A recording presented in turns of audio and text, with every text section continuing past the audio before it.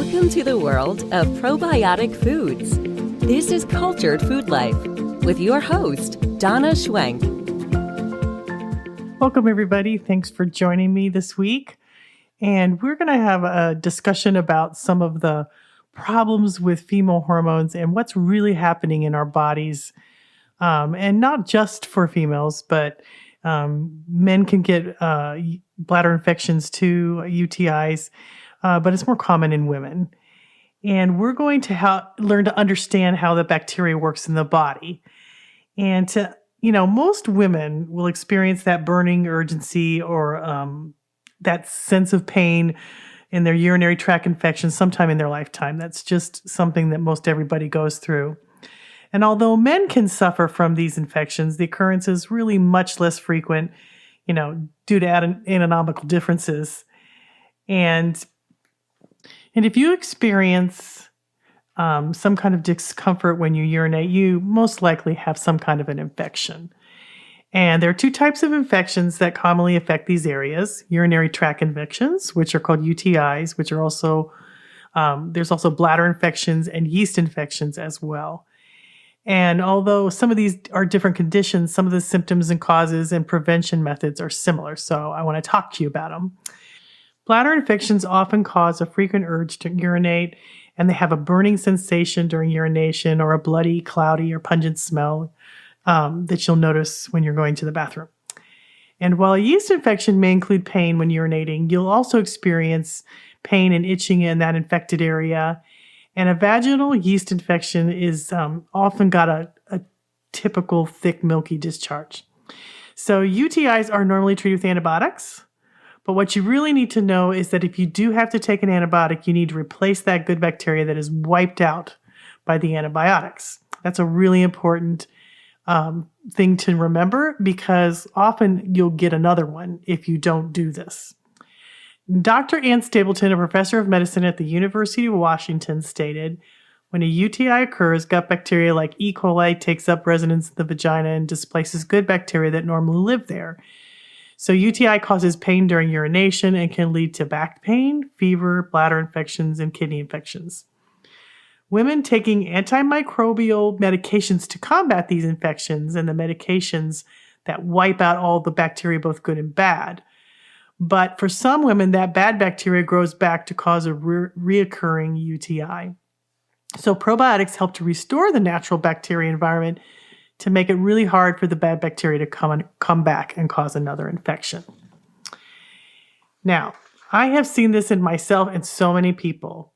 If they take the antibiotics to rid themselves of the bladder infection but don't replenish that good bacteria that the antibiotics wiped out, then they have a big, huge battle with recurrent infections, and even though they take a lot of antibiotics, they just constantly get a new one. They get another infection, and it just drives you crazy. And if you find yourself in this situation, consuming probiotic foods will help you get rid of all kinds of pathogens, parasites, bacteria, and viruses. And, there's a whole list of them, everything from E. coli to Salmonella, to chlamydia. I mean, there's a whole list of them, and they can help combat that.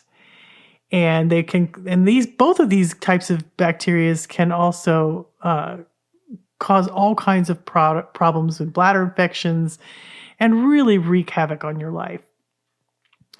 So let's talk about UTIs for a minute and what you can do to help that. Adding a lot of blueberries, cranberries, or boysenberries or lingonberries, that's a European derivative of cranberries, provides these compounds called tannins. And tannins may prevent strains of bacteria from attaching to your urinary tract cells and may aid in reducing infection. So eating and drinking these berries at the onset of a UTI may help decrease the number of symptoms a person experiences and lessen the frequency of infections in women that have a lot of recurring UTIs. So, however, most juices contain huge amounts of sugar if you buy the commercial kinds that at the stores. So you want to stick with the ones that are just cranberry juice and nothing else, no added sugars to it. Cranberries have proanthocyanidins. Okay, I don't know if I said that right. Proanthocyanidins, or let's call them PACs. That's the abbreviation for them. And they are powerful antioxidants that remove harmful free radicals from cells. And they have shown that the antioxidant power of these PACs is 20 times higher than that of vitamin C and 15 times higher than that of vitamin E. So this gives those special berry superpowers. So these PACs that are in the cranberries have a special structure that are called A-type linkages. And this special structure in the cranberries acts as a barrier to harmful bacteria that may latch onto the urinary tract lining. And WebMD actually reports that if you drink unsweetened cranberry juice within 8 hours, the levels of bad bacteria in the urinary tract decrease. Thus, cranberry juice can help you prevent an infection. Now, raw blueberries and blueberry juice are rich sources of vitamin C, and they also have those PACs in them. And these compounds can help flush bacteria from the urinary tract. And there was a new study in the Journal of Biology Chemistry, and scientists found that when we eat certain foods, such as cranberries and blueberries, our bodies break them down into small, tiny molecules during the process of digestion. This can influence how well E. coli, which is one of the most common causes of UTIs, can or cannot grow in the urinary tract. And Jeffrey Henderson, who is an MD, PhD, and assistant professor of medicine and molecular biology at Washington University of Medicine, said, "We didn't set out to link diet to urinary tract infections at all. We were looking at the immune response and how the body naturally fights infection." So this finding was a surprise.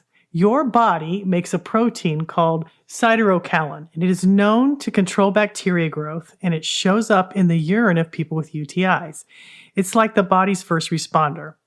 Then Dr. Henderson explains, they found large differences in people's ability to fight infections. Some exhibited greater bacterial fighting power, and it was interesting because certain foods they were eating helped siderocaline do its job. And its job was to deprive bacteria of iron. And that mineral it needs that mineral to grow.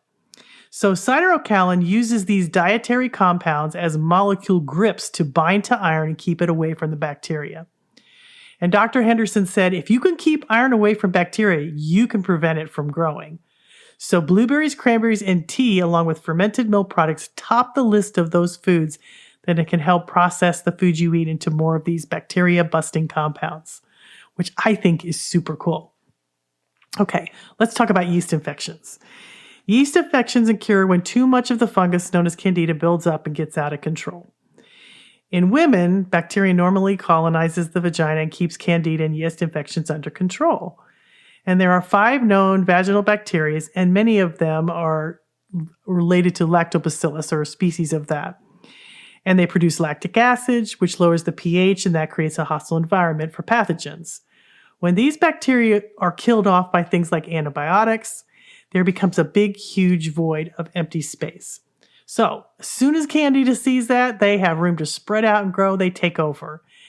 And overgrowth of yeast may result because now they've got room to spread out. And that leads to yeast infections, and it can cause all kinds of problems. Candida is something that everybody talks about and seems to be afraid of, but this same thing happened to me many years ago when bacteria was everybody's enemy, and everybody and their brother came out with antibacterial soaps and disinfectants, and everybody wanted to kill bacteria, and it was the new buzz, and it caused a lot of problems. And I also believe that this was the wrong approach to keep pathogens at bay. Many thought if we could just stamp out the bad bacteria, and now they think if we could just stamp out Candida, all our problems will go away. But honestly, this is really just not the case. If we build up the good yeast and bacteria inside of us, they will solve the problems for us and create a balance that otherwise would not exist in our bodies. Killing bacteria, both good and bad, and the same with Candida. You want small amounts to remain of Candida. You really are looking for balance, not complete extinction. And it's the same, again, with this good versus evil story. If you focus on the good and instead of only destroying the bad, then the good will come into control because it will dominate and will bring things to balance, and the struggles will cease. And to understand why you want some candida in your body, it helps you digest things like heavy metals, things that your regular digestion can't handle. And it helps to do that for you. So you want small amounts of it in your body, you don't want complete extinction. So there's a lot of studies showing that when you downregulate candida by introducing more of the good bacteria from the lactobacillus family, you can stop yeast infections from occurring over and over and over again. And I can think of no better way to do this than to have lots of probiotic cultured foods, because they're loaded with that. And it comes as no surprise that this bacteria is a very strong organizer of communities and helps to fight pathogens. And it does depend on what other types of food you eat, and especially the strength of your microflora. But kefir, especially with its 50 plus good bacteria, more than any other cultured food, is a powerful ally in preventing and combating yeast infections and UTIs. And making a kefir with cranberries or blueberries is going to flood your body with all kinds of components it needs to help stop these UTIs and yeast infections in their tract. Okay, so kefir, which is my favorite cultured food, they did a study on it. It was really kind of cool. It was really, really impressive on what it did from inhibiting Candida albicans and the harmful bacteria. This study, they added kefir to a sugar broth. So this was really interesting to me why they did that. But they actually fed the kefir some kind of sugar, and they said it was molasses or it was raw sugar and brown sugar, and they fed it to it. And then what they did is they found that it still inhibited bad bacterial growth as well as candida. And so neither one of those could grow in the presence of kefir. Even though the kefir was fed sugar and had a lot of foods that could make a bacteria infection worse or candida, it still kept it at bay. And the several strains of bad bacteria that kept at bay was Salmonella, E. coli, and about 9 other strains, and kefir inhibited all of them. It was pretty powerful.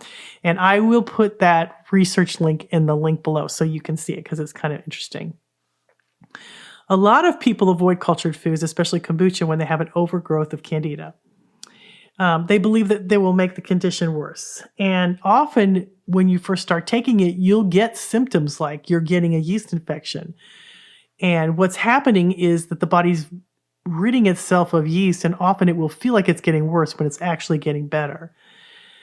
Saccharomyces boulardii, a probiotic yeast, it is abundant in kombucha, and it is one of my very favorite. Saccharomyces boulardii is able to completely displace harmful yeast such as candida.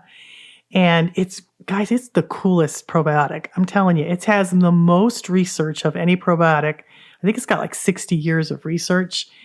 And it's really absent from the natural gut since it's a transient yeast. It's not a bacteria, it's a yeast, and it passes through the intestines after ingestion. And if you take it every day, and it's abundant in kombucha, that's where you'll find a lot of it. If you take it every day, it achieves a steady stream in the colon within 3 days. And then it's cleared from the stools about 2 to 5 days later. And it does not attach to the mucosal cell lining, but works its magic on you as it moves through the gastrointestinal tract.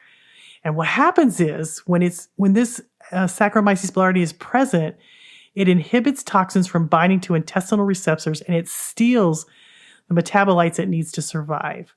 And so all of this candida and other harmful pathogens pass out of the body, unable to survive in the presence of this powerful probiotic. And they found it worked on all kinds of pathogen strains like E. coli, Salmonella, and there was a whole list of them. And it adheres to the surface of this yeast, and then it kind of acts like a pathogen, is what it does. And so everybody's attracted to it. Everybody wants to, go over there and be a part of it, so that they attach themselves to it, and then they can't get off of it. And so what happens when S. boulardii goes out of the body, it takes them with it, and it kind of renders all of them harmless. So you don't get the terrible die-off that you get a lot of times when you take like antifungal medications or antibiotics. You'll often get what they call a Herkimer reaction, where they give off toxins when they die off, like bacteria and yeast when they die off. Like, for instance, Candida can give off 75 to 80 toxins when it dies. Well, this is so cool because what it does is it attaches itself to S. Boulardii, and then it can't get any food. It can't get away from it. And so when it goes out of the body, it takes it with it. And what that does is allows the good bacteria to grow and multiply if you take cultured foods. And it's really cool how it all works. And one of the things you got to remember, though, if you're having S. Boulardii and you want it to help you kill your Candida, then you need to stay away from sugars and breads and processed foods, and really stick to a diet that's low in sugar, low in processed foods, because S. Boulardii will feed on the breads or the sugars and not it will not get the Candida out of the body, because it will feed on that instead. And so you really want to keep your diet low in those things to allow it to do its job. And you can do that by taking kombucha, or you can even take it as a probiotic. I've actually made my own Saccharomyces boulardii. It is just about the coolest thing. I read a new book, and it was called How to Grow a New Body by Antonio. Boulardii, I believe is his name. And it's a brand new book out. And he told you how to make this stuff. It's pretty easy to do. And I made it. I made my whole family do it for like a week or two. My daughter's still doing it to see how effective it was. It's actually really cool. It makes a very strong batch of S. boulardii. You just take it in the morning. And he said he's seen it get rid of. He has a huge wellness center in Chile and different places around the world. Helps so many people. He's such an interesting man. His book was fascinating to me. But anyway, he said he can get rid of parasites in a week.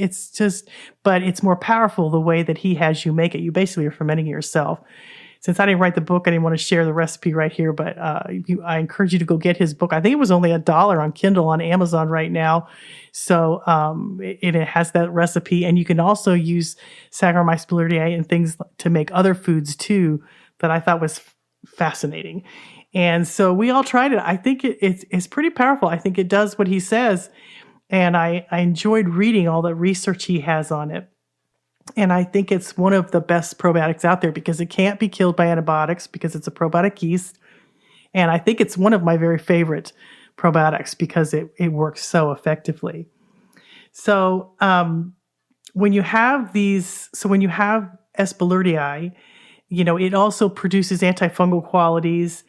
And in the case of kombucha, it's always important to drink the ones that aren't super sweet, like the ones that are the first ferments that aren't sweetened with the juices, have different flavors. I think those can work too, but I think the first fermented ones that don't have the juices and fruits added to it would probably work better. But I don't really know if that's true because it's fermented, so we've already eaten the sugar out of it. So it might be fine, but I have noticed a big difference if with Candida, as long as you're staying off sugars in your diet and drinking a lot of this, you may get a die-off that comes off of it pretty quick and pretty rapidly. But continue having those probiotic foods with it, like kefir, cultured vegetables. And what happens is it will clear out the Candida and it will allow your body to recirculate the good bacteria back into your gut, crowding out the Candida to its rightful place back in that little corner, keeping it low in the body and allowing the good bacteria to dominate and control. It's a really cool thing when you understand how your body works and how you can work with it. And it just keeps you in balance, keeps you really healthy. And cultured foods can aid in treatment of Candida overgrowth as long as they're made properly in order to remove the sugars and allow, the probiotics to become really, really strong. And in most cases with kombucha, if you follow my instructions, you can do that. Or check out, Antonio's book. It's pretty cool. I just really like it. I've got some Saccharomyces boulardii in my fridge right now as we speak that I made from his recipe that I think is super cool. And my family, I gave it to my kids. All my kids are doing it. And my husband got a little freaked out when I was making everybody try it. But I said, honey, I've been doing this almost 20 years. And you're freaking out about something I'm growing at my house. And so he reluctantly did it too. But it does. I tell you what, I think it works. It's pretty strong. You can watch it bubble on your counter. And if not, just drink your kombucha and watch your diet and lots of berries. They're going to help and assist you in all of this and watch your body heal. Now, I want to talk about fermented vegetables. I don't want to get off before I do that. Sauerkraut is another fermented food that has been shown in a lot of research to help inhibit candida and also has antibacterial activity. Fermented sauerkraut was used against E. coli, Salmonella, Streptococcus, Bacillus. There's a whole bunch of list of them. I'll put that link in the description below. And it was shown to have antibiotic, antifungal activities against a wide range of bacteria and fungi. And it's concluded that the antifungal activity of sauerkraut juice is better than any commercial antibiotic, is what this research showed. And so there's a whole bunch of research being done now to find treatments for all kinds of pathogens because they found this to be so effective. And once again, I'll put that link down below. So now, when you're doing all this, you might have what they call as a healing crisis. And when you first start consuming cultured foods, you might feel like you're getting a yeast infection. You might feel kind of like you're kind of flu and achy because you're flooding your body with massive amounts of good bacteria. And in the case of Saccharomyces boulardii, that's also a good yeast. And you need good yeast too. And so you might experience what's called a healing crisis. The cells start to release toxins into the circulation. The body may not be able to eliminate them quickly enough. And as it starts to leave the body, you can, experience some, mimic something like a yeast infections where it's itching or you may feel like you're getting worse. But I've got a really good article that I want to link to. Dr. Deborah, MD, has a good protocol, and I'll put that down below. And it's also in the article because I've written an article about this too on my website, and I'll put that there too. And she has a lot of solutions. She has a great diet. I think I really like what she said. She's treated a lot of patients. And she has a really good protocol, and I think you might really help you to understand what you can eat and what you can't eat. And then if you're battling candida, you might want to check out my Candida and Cultured Foods. Or there's another article called The Probiotic that Inhibits Candida and Toxins, which talks more about Saccharomyces boulardii. And I think it would really help you because the more knowledge you have and then the more you apply it to your body, the more wellness you can create because your mind is working with your actions and with your body to create a wellness in your life. So those are some of the things that I have learned. I've seen this help a lot of people. I've seen so many people get well who have struggled for years because they took too many antibiotics and they kept getting reoccurring infections and they got discouraged. And once they changed their diet, built up the good bacteria in their body and removed some of the candida and really got a good protocol going, they healed and it never came back, like in the case with me. And that's never happened with me either, where it just went away and didn't come back. So, I credit that to the good bacteria and the good yeast in my body. And they take care of me. And I want that for you because once you have that information and once you can implement it into your life, it kind of sets you free. And then you feel so bad for other people and you want to help them too if they'll listen. A lot of people won't do this because I don't know, they're more involved in Western medicine. And I'm not against Western medicine. I think it's great. I think there's a lot of help for it. But I think you can't just wipe out. I don't think you can just wipe out all the bad bacteria and not build up the good bacteria, or wipe out all the candida and expect it not to come back if you don't change some things in your life.